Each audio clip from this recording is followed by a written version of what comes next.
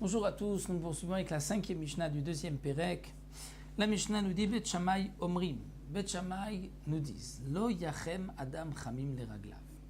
Est-ce que le jour de Yom Tov, nous savons que nous avons le droit de cuisiner? Donc on a le droit, à partir d'une flamme déjà existante, d'un feu déjà allumé, nous avons le droit de mettre une marmite sur le feu pour cuisiner, pour manger. Est-ce qu'on pourra aussi réchauffer de l'eau pour se laver, pour laver ses pieds par exemple? Un Bet Shammai nous dit non. Lo Yachem Adam Chamim le Raglav. La Torah a permis de cuisiner pour manger, donc d'allumer le feu, c'est-à-dire de faire cuire quelque chose, un feu déjà allumé pour manger, pour Ochel Nefesh, mais pas pour se laver.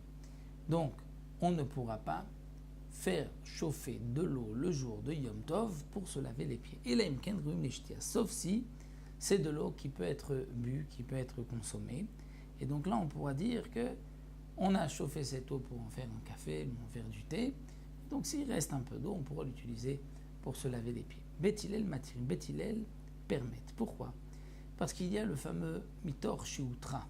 C'est-à-dire que Bet Hillel nous dit, puisque il est permis, Mitor Shiutra Avara, on a le droit de faire cuire quelque chose pour manger, eh bien au passage, la Torah nous a permis aussi de faire cuire quelque chose, même si ce n'est pas pour manger. De même, on retrouve cette marloquette à propos donc de porter Yom Tov. Est-ce qu'on a le droit, Yom Tov, de porter quelque chose qui n'est pas lié à la nourriture? Là aussi, nous avons la même marloquette. Est-ce qu'on va dire mitor shiutra, puisqu'on a le droit de porter pour de la nourriture, on a le droit aussi de porter quelque chose qui ne se mange pas. Donc pour Bet Hillel, c'est permis.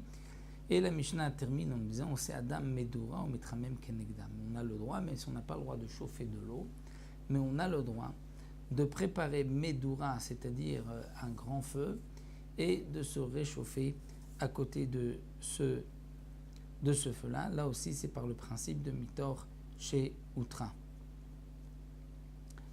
Donc, Bet Hillel nous permettent pas seulement donc, de chauffer de l'eau pour se laver, mais aussi de faire un feu pour se réchauffer à côté de ce feu-là. Donc là, nous avons vu dans cette Mishnah le fameux principe de Mitor, c'est-à-dire dès qu'il y a un simple profit pour Yom Tov, même si ce n'est pas pour de la nourriture, mais puisque la Torah nous a permis certaines melachot pour manger, on a le droit aussi de faire ces mêmes melachot, même si ce n'est pas pour manger.